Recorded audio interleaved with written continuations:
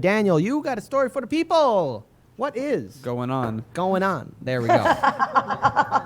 Gotta work on your catchphrases. I'm catching on to these. Okay.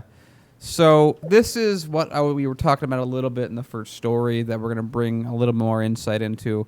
But it goes to the Democrats are all of a sudden acting like, oh, my God, police issues? We had no idea. We're going to fix these things. By the way, if you saw Nancy Pelosi at that press conference where she's like, oh, a black person got shot, African garb. There was a really good meme I saw on this. It was when you tell your parents your black friend's coming over and not to embarrass them, they just have a picture of Nancy Pelosi and Chuck Schumer walking up to that podium. I'm like, yeah, that's basically it. So the Democrats are now like, we're going to help with the police brutality stuff. And as Kid already talked about, and the summation is they want to give them more money because you got to do stupid things to stay in power. So anyway, promising to eradicate what Rep. Hakeem Jeffries of New York called a malignant tumor of police brutality, Democrats from both congressional chambers announced that they would soon introduce legislation to significantly reform law enforcement practices, as if they haven't done this or talked about this 1,000 times, and it always ends the same way. That legislation, however, appears to fall short of demands activists have made in recent days. Thus, again, them saying, we know better than you, shut up, do what we say. Thus, further imperiling the bill's challenging to begin with prospects for passage into law. Polls show that the protests are supported by most Americans, which, again, I would argue, I think reasonably, most of Americans are on the protesters' side. So if you're moving, if you're not in the defund to some degree the police and redistribute resources to other places, you're already right. You're already to the right of the general argument that's being made, and you're the Democratic Party. They're all the same, both parties. Mm-hmm. The martyrdom of George Floyd, House Speaker Nancy Pelosi said Monday at a press conference in Capitol Hill, which, by the way, I saw. Her entire thing that she brought up is like, we need body cams, which sort of haven't done anything. And the police are like, we'll just turn them off regularly. That they'll be like, yeah, but they're not doing anything with the police unions. They're not doing anything. It's all the same stuff. It's the same stuff that was in their grab bag of things to do 2 years ago, 4 years ago, 8 years ago, without any change. So there's some House committee stuff that might happening, and George Floyd's brother might testify, but it's probably going to mostly be, as it always is, like lobbyists or people that really haven't experienced this. I'm sure that when we see that testimony happen, it's going to be a who's who of who's probably not black that's going to be talking there. So, or maybe a better way to say it is a who's who of who makes a couple $1 million a year and probably isn't affected by this. That's probably a more accurate way of putting it. Anyway, we have confused having safe communities with hiring more cops on the streets, said Kamala Harris, which is perhaps one of the most ironic statements I have ever read before. If you know our coverage on Kamala Harris's history, where she's literally just like Biden, responsible for a lot of these practices. She's the person that laughed at the idea of sending parents of truant kids to jail. But no, she's like, oh, we have made these confusing mistakes that I definitely was not a part of. Oh, Biden might be picking me. I don't know now that Klobuchar's not doing too well, right? Yeah. Arguing that collective well-being, including public safety, would be better achieved through investments in community social services. Again, something that she never has fought for in her entire life until now, and it's politically expedient. Some in the party have proposed that city and state governments should divert money from law enforcement budgets to other programs, and such decisions would fall mostly outside of the reach of Washington lawmakers.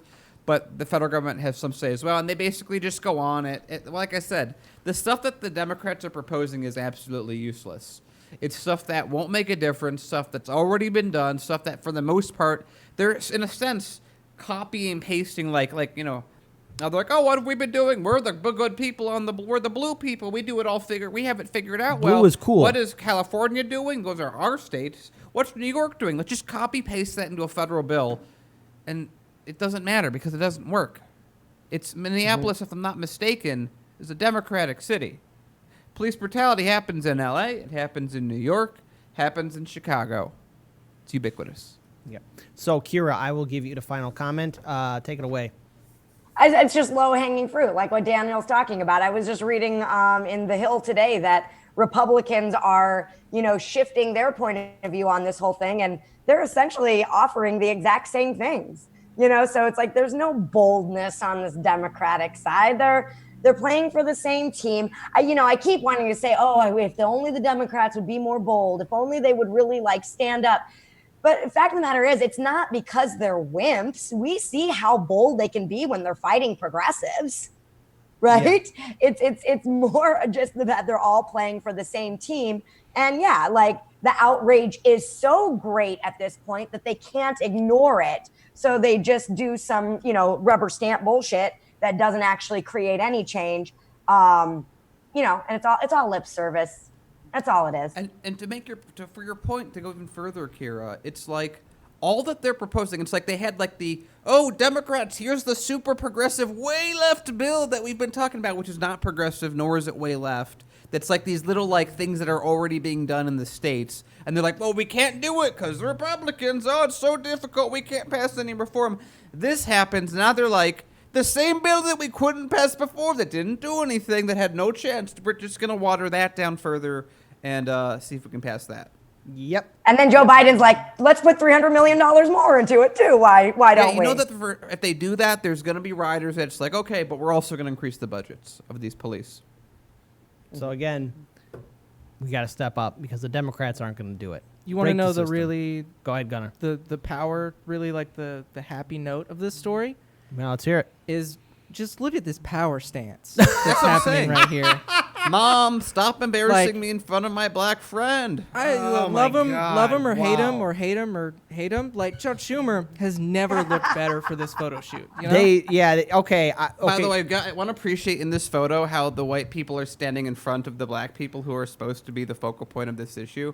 Yeah. It's almost as if they're trying to, what's the word? Hijack this for their own cause. It's like almost Nancy. Nancy wants to be the big mama bear that AOC. I know exactly what Nancy's going to do in her next Instagram post. Guys, in response to the George Floyd killings, I bought double chocolate ice cream to put in my freezer. Oh, jeez. Oh. That's how I'm Dan, wow. And I'm going to light. But what is the deal with the scarves? Isn't that a little offensive? It is. I find it offensive. Okay, I was just- why I are you was- wearing the scarves? Like I don't isn't that a understand cultural that. appropriation It's, or some? it's something like all that? the standards that they would hold against cultural appropriation apply to this. And that was my point, that it was like, they're like, oh, time to bring out the blackware. Oh, this is exciting. I get to show that I'm part of the people by bringing up the thing that I think black people wear. I bought even this though it's like scarf. ceremonial robes. I bought this scarf 6 days ago just for this. Yeah, it's madness and stupidity.